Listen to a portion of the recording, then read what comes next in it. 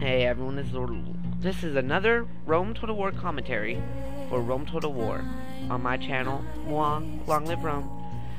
Okay, so this battle I'm playing as the Macedonians. I have no archers. I got 8 units of infantry, 4 units gold royal pikes, 4 units gold phalanx pikemen, 4 units gold companion cavalry, and 1 unit of unupgraded Orgagers. I'm not really sure what my ally has, but I'm guessing he has 4 units of Urban cohorts, 8 units of Urban cohorts. I'm guessing 2 units of Triarii and 1 unit of Legionary First cohorts. And he has like 6 Praetorian Cav, I think. This is a 55k battle, I think, again, and he probably has 2 or 3 units of Archer Auxilia, probably as well, gold upgraded. Assassin Republic has the same army as he did last battle, which was 6 units of Gothic Cavalry, 5 units of Berserkers, 4 units of Knight Raiders, and 4 units of Chosen Archer Warband. All of them probably gold upgraded, except for his, all of it's gold upgraded, probably.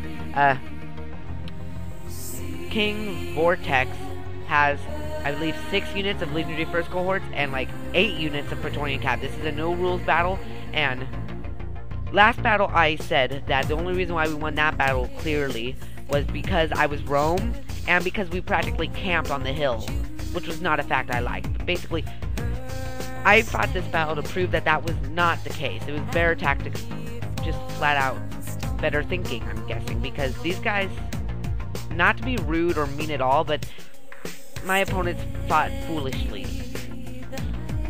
And my ally, worst of all, Mark 33, I told him to circle around with me to get to level ground, so that way we can annihilate that height advantage that they have. But instead he sat there and took the enemy head on, in which case, well, I think you'll know what happened. Anyways, as I continue to march around, Mark 33 fights the German and Roman horde. However, though, I do have to thank him, because of his archers and Romans, he was able to devastate the Germans by taking out most of their Berserkers and practically all of their Knight Raiders. And thanks to his high number of cavalry, he was indeed able to practically nullify the Gothic cavalry. Let's watch the cavalry engagement.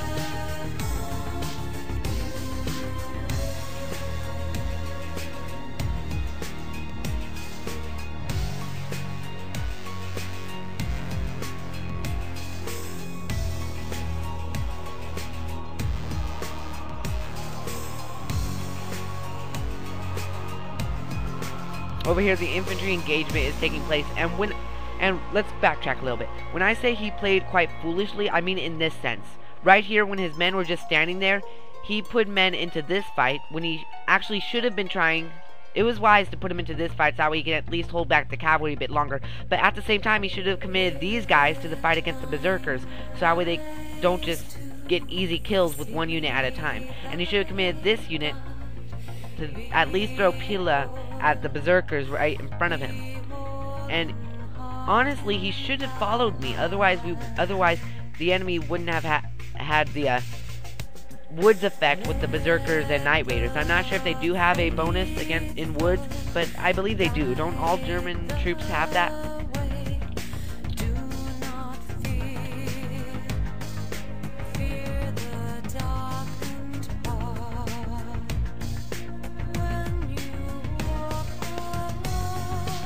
He finally does, however, commit his troops to fighting the Berserkers, but I think it's way too late, because before he could have gotten a back charge, now it's just a charge, which isn't as good, but still fairly good at least.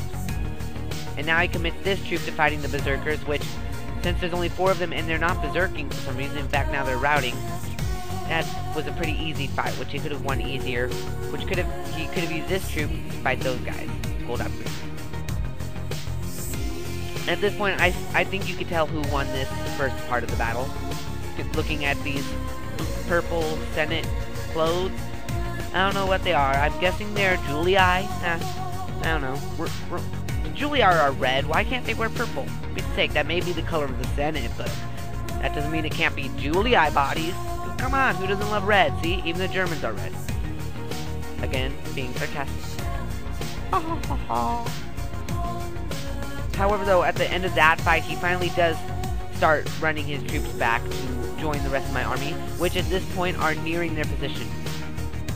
My cavalry is in place and my infantry is almost there. I set my infantry into two lines. First line, Royal Pikemen. Second line, Phalanx Pikemen. But later on, I moved them to a long line of 6, 4 Royal Pikemen, 2 Phalanx Pikemen, and then 2 Phalanx Pikemen on the right flank, with the rest of my cavalry on the left flank. Both of them to ward off cavalry strikes. Here, the Julii is here to make sure I do not try to sneak up behind him or anything, with his 4 units of Archer Auxilia, and again, like 8 units of Legionary... 6 units of Legionary First Cohorts, and for some reason a unit of Town Watch. I don't even have archers. And my Orgachers, whatever they're called, they're moving into in place. The whole point of me putting my men into 2 rows, both of them in phalanx, was to ward off cavalry strikes.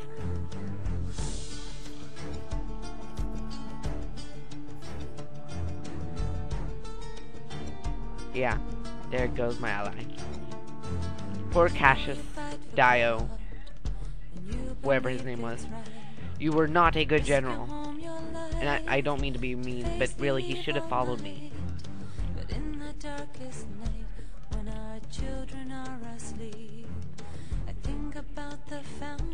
However, though, I do have to think, he put up a really good fight considering all odds against him. Although the cavalry fight didn't turn out so well, if you look behind the purple bodies inside this area, there's actually many more dark red bodies, which shows that they actually killed quite a bit. And look at all these bodies. These bodies are all Knight Raiders and Berserkers. That's really good. And the Romans didn't even participate in that fight, so all the better. I do have to say, though, things are looking grim. They have better infantry with Pula, they have archers, and my cavalry is outnumbered and outmatched. And now my reinforcements are being flamed.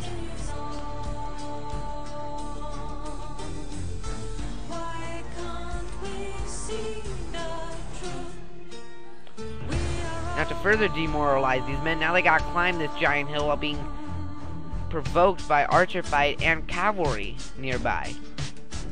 How do you think that's gonna turn out? At this point was when I thinned my lines. I was hoping to match them up with the enemy's 6 units, I believe it was. 1, 2, 3, 4, 5, 6. So yeah, I was trying to match them up with the enemy's units. This unit of Town Watch I'm not worried of at all because they don't even have any upgrades. I think he just meant him as a fodder unit. Here the Berserkers are still chasing those guys, and the cavalry is now joining the mix. And at first I didn't want to do anything because I was afraid I would get annihilated, but considering that I had a downhill charge and his men were going to be clumped up, I took the chance, and guess what? Charge!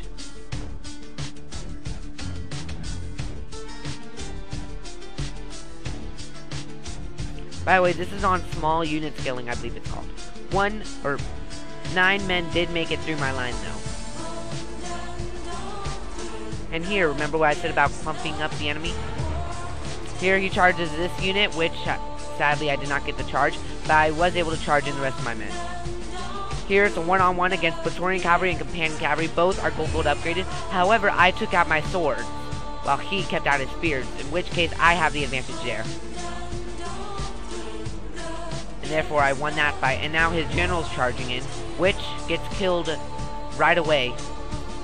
Then I surround the enemy Praetorian Cav, which creates a chain wrap. So there inside the cavalry fight, they were out tacticalized, whatever the proper word would be. So there, I win the cavalry fight with really, I counted, I only took like 6 casualties. 6 or 14, one or the other. Either way, not as many casualties as them. And sorry if I sound arrogant, I just can't believe I won this. I really can't. Oh wait, I just gave it away. Oh well. I won. Okay, not really a surprise looking at the circumstances at this point.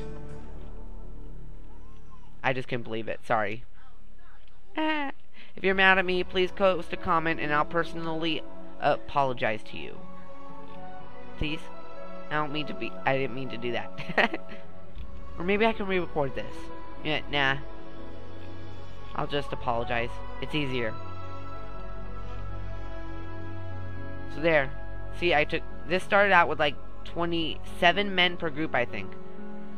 There, I took 1 casualty. 6, 7, 6, 7. Okay, so 7, 6, 5. So 5, 6. So I took 6 casualties from these 3 guys. Which, that's what I'm talking about. These guys have to fight one-on-one, so I didn't really count them because obviously they take a lot of casualties. So these guys lost like 20. So 20. I took 25 casualties while they took like 100. That's like half his army. So right now this is basically a standoff of both of us getting into position. I'll meet you when we're both in position. That small unit of companion cav, I'm sacrificing them to try to get the enemy town watch. Just that way I don't need to worry them. Also, I'm hoping to probably expend some of the enemy missiles. There, they already took off a couple shots. Let's see what happens to the rest. And there goes another one, and they rout, sadly.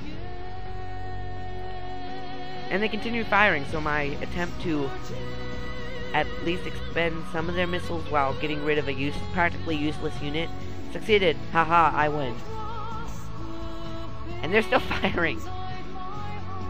Let's see if they kill any. Nope. One of his units, though, did come back with 6 men. That's a shame. So here comes the standoff. And I just showed you that because that was a small form of combat that happened. Okay, so I'll be back when I actually charge him, or if he actually charges me. Ooh, I'm making you guess. Maybe you're right, maybe I'm wrong. Wait, that doesn't make sense. So see ya! So to start things off with another cavalry charge, my cavalry is surrounding the enemy men, while my infantry charges to get into place and do a phalanx charge on the enemy. However, it didn't turn out so well. Let's see what happens! For starters, he stops his archers so he can fire. I actually did not expect that. I was actually really surprised by that. However, I did get my men in place there, but I did not get them in place over here. So here, at the furthest point, I took them out of phalanx mode and just flat out charged them into the enemy general. To at least stop them from throwing their pillar, because for Pete's sake, that's a strong unit to throw pillion. So here my cavalry, with the enemy Germans still trying to get their men into the battlefield, I charged the enemy archers, hoping to weaken the enemy morale, to weaken the enemy from being able to weaken my morale, and charged them into the backs of them, routing them instantly, and then moving down the row, stopping right here so I can charge into this group, as you'll see right now. Or was it was this group or that? Yeah, it was that group. Now the enemy general, let's watch him die.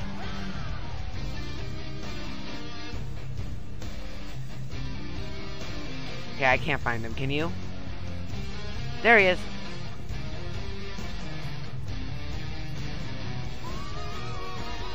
Yeah, here my Orangers were taken out.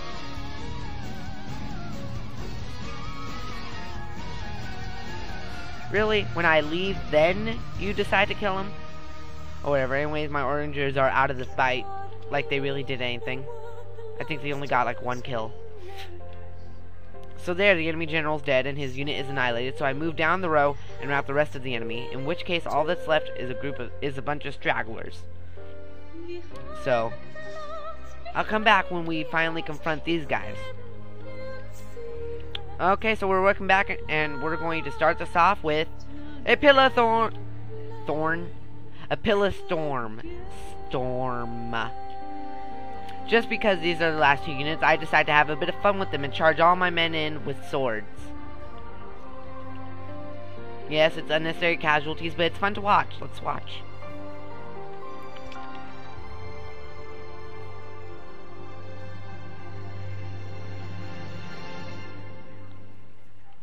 Very, very long, sharpened nail. It's also known as a spear. Yeah, bet you didn't know that, did